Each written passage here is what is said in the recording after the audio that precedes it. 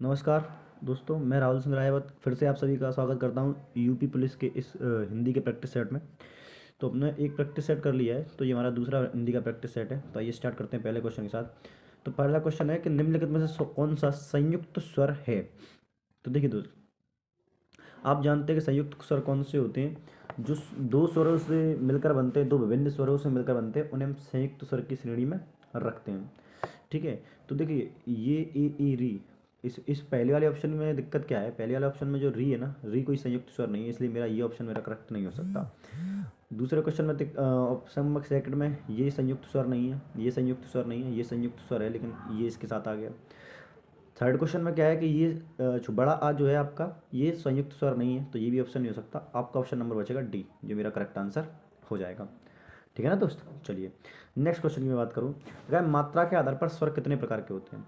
देखिए दोस्त, मात्रा के आधार पर बात करूँ तो मात्रा के आधार पर स्वरों के जो प्रकार होते हैं वो तीन होते हैं, है ना। पहला होता है ह्रस्व स्वर, दूसरा होता है दीर्घ स्वर और तीसरा होता है पलुत स्वर। लेकिन कई कई जगह दो मानते हैं, क्योंकि पलुत स्वर जो होता है, क्योंकि पलुत स्वर का उपयोग हिंदी भाषा में नहीं होता।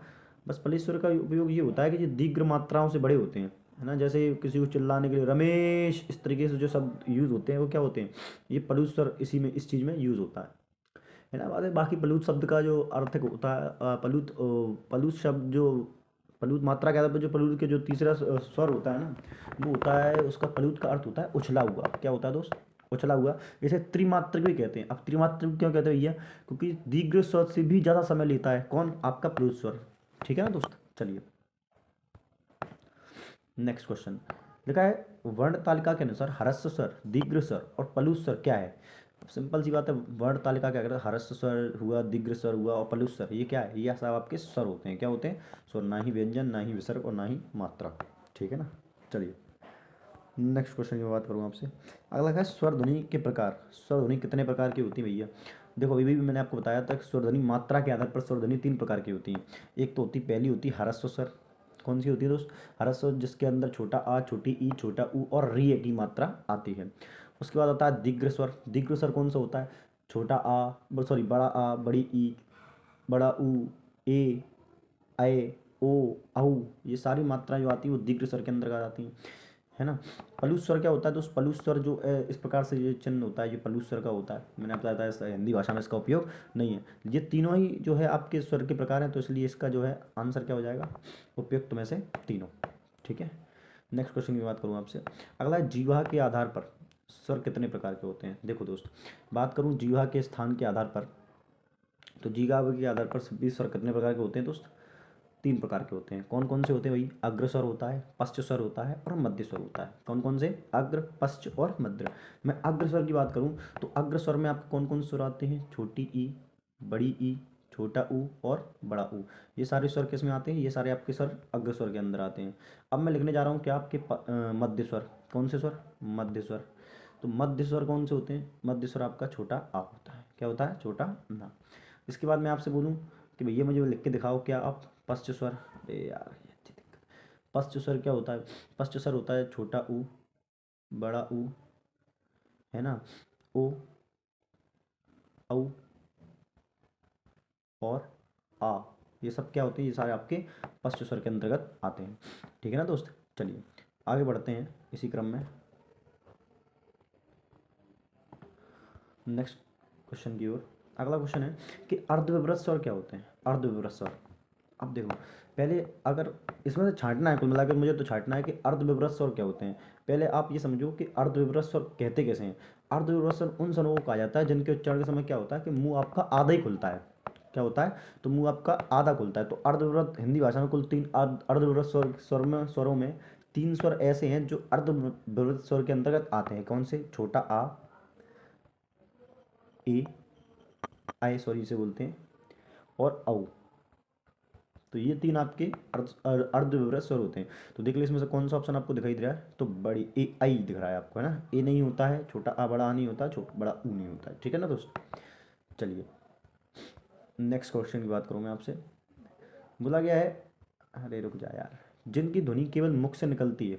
अच्छा, जिनकी ध्वनि केवल मुख से निकलती है उन्हें क्या कहते हैं। ऐसे स्वर जिनकी ध्वनि केवल मुख से निकलती है देखिए दोस्त, मैं बात करूँ, सबसे पहले आपके सामने ऑप्शन है अनुनासिक स्वर। अनुनासिक क्या होता है कि ऐसी ध्वनियाँ होती हैं जिनका जो स्वर है वो नाक और मुंह दोनों से निकलता है, तो ये तो मेरा आंसर नहीं होना चाहिए। ठीक है। समृद्ध स्वर क्या होता है? समृद्ध स्वर में तो दोस्त मुंह बंद, बिल्कुल बंद रहता है लगभग, तो ये तो मेरा आंसर नहीं होगा। वृत्ताकार स्वर की कोई बात नहीं, तो निर्नासिक स्वर जो है मेरा आंसर हो जाएगा। निर्नासिक स्वर जो है मेरा आंसर हो जाएगा। ठीक है ना दोस्त। चलिए नेक्स्ट क्वेश्चन में आपसे बात करूँ। नेक्स्ट क्वेश्चन है कि भाषा विज्ञान की दृष्टि से ऊ किस प्रकार का स्वर है? ऊ, तो देखिए, मैं आपको बात करूं कि अगर मैं बात करूं ऑप्शन के हिसाब से बात करूं या मैं डायरेक्ट आंसर बताऊं, तो डायरेक्ट आंसर के हिसाब से मेरा ये समृद्ध स्वर है। कौन सा समृद्ध स्वर है दोस्त? ये आपका समृद्ध स्वर के अंतर्गत आता है। अब समृद्ध स्वर इसमें दो दिए हैं, अग्र समृद्ध या पश्च समृद्ध। ऊ, तो ये आता है पश्च समृद्ध के साथ। पश्च समृद्ध कौन सा आता है? ई, क्योंकि ऊ का जो साउंड होता है पीछे से निकला है, तो पश्च समृद्ध। विवृत तो होता ही नहीं है दोस्त, है ना, विवृत तो ऑप्शन में नहीं है। तो आपका जो है पश्च समृद्ध इसके अंतर्गत आएगा। ठीक है ना। चलिए, अरे ये तो खुल जा भाई। चलिए, ओबे यार, चलो देखो, देखा है ऊँटों की आकृति के आधार पर निम्नलिखित में से कौन सा आवर्त अव्रतमुखी है? कौन सा अव्रतमुखी? अब देखिए, देखिए व्रतमुखी और अगर उच्चारण के प्रश्न के आधार पर देखें, उच्चारण के आधार पर तो स्वरों को दो भागों में बांटा जाता है। एक तो व्रतमुखी होता है और एक अव्रतमुखी होता है। व्रतमुखी स्वर क्या होते हैं? जैसे ऊ हुआ, औ हुआ, ऊ औ ओ और औ, छोटा ऊ, बड़ा ऊ, ओ और औ। ठीक है। तो ये क्या होते हैं? ये आपके सारे व्रतमुखी होते हैं। तो देखिए, इसमें से आपका जो है ये भी होता है, ये भी होता है, ये भी होता है और औ भी होता है। कौन सा होता है? ये सारे आपके क्या होते हैं? ये आपके अव्रतमुखी होते हैं। ई इसका ऑप्शन नहीं होता। ठीक है। ई आपका अव्रतमुखी के अंतर्गत आता है। किसके अंतर्गत आता है? अव्रतमुखी के अंतर्गत। ठीक है। निम्न में से कंठवर्ण कौन सा है? कौन सा बात, किसकी बात कर रहा है दोस्त? कंठवर्ण, है ना। तो देखिए दोस्त, मैं आपको बात करूँ ऊ की, है ना। देखिए दोस्त, अगर मैं बात करूँ आ, तो आ तो मत आ मेरा आंसर नहीं हो चाहिए। ई तो आगे से पहले मुंह से बोला जाता है, आगे से, तो ये भी नहीं हो सकता। ऊ जो है ऊ कंठवर्ण होगा, क्योंकि ऊ को ही पीछे से कंठ के यहाँ से बोला जाता है। ऊ को कंठ के यहाँ से बोला जाता है। ठीक है। चलिए नेक्स्ट क्वेश्चन की बात करूँ, कौन सा वर्ण ओष्ठ नहीं है? ओष्ठ, अब देख लो, माँ ओष्ठ है, बिना ओष्ठ के नहीं बोल सकते, तो ये मेरा आंसर नहीं हो सकता। बा, बिना ओष्ठ के नहीं बोल सकते। ऊ के लिए मैं ओंठ को गोल करना पड़ता है। आ जो बड़ा आ जो है ये कंस्ट वर्ण आपका नहीं होता। ठीक है। चलिए नेक्स्ट क्वेश्चन की देखें। नेक्स्ट क्वेश्चन है कि निम्न में से ओष्ठ वर्ण कौन सा है? ओष्ठ वाला कौन सा है जिसका ओ का यूज, देखो आ में ओ ओष्ठ का यूज नहीं होता, ई में नहीं होता, बड़ा आ में नहीं होता, ऊ में जो है ओष्ठ का उपयोग होता है। ये तो आप करके भी देख सकते हैं ना। चलिए, कर कंठ तालव्य, कंठ और तालव्य दोनों का ही उपयोग होता हो ऐसे स्वर कौन से हैं? उ, ए रा, श, आ, है ना। तो देखिए मेरे ऑप्शन ये हैं, उनमें से देखिए मेरा जो आंसर होने वाला है तो वो है ए आई। क्या है दोस्त? ए आई। तो इसमें से जो मेरा आंसर होने वाला है वो क्या होगा? ए आई होगा। क्या होगा? ए आई, क्योंकि ऊ औ तो ओश से बोला जाता है। ठीक है। राशा, राशा ये मूर्धन्य से बोला जा रहा है, मूर्धन्य नहीं, तालव्य से। आ ये तो सीधा कंठ से बोलते हैं, तो ये मेरा आंसर नहीं होना चाहिए। ठीक है ना। हालांकि ऑप्शन से भी इन चीज़ों को किया जा सकता है। देखो, किस वर्ण का उच्चारण संत कंठ और तालु दोनों से होता है? कंठ और तालु, देखो ओ केवल ओष्ठ से हो रहा है, सॉरी ओ का तालु से, सॉरी कंठ से होता है। ह कंठ से हो रहा है। छ, छ, छ, छ ये मूर्धन से, ये भी मेरा आंसर नहीं होगा। आय जो है मेरा आंसर होना चाहिए। क्या होगा? आय, ऑप्शन नंबर बी। चलो अगला क्वेश्चन है, अय के उच्चारण में डैश और डैश की सहायता ली जाती है। सेम क्वेश्चन है, तो कौन सा होगा? कंठ, सॉरी कंठ और तालु, ऑप्शन नंबर सी जो है बिल्कुल करेक्ट आंसर होना चाहिए। ठीक है ना।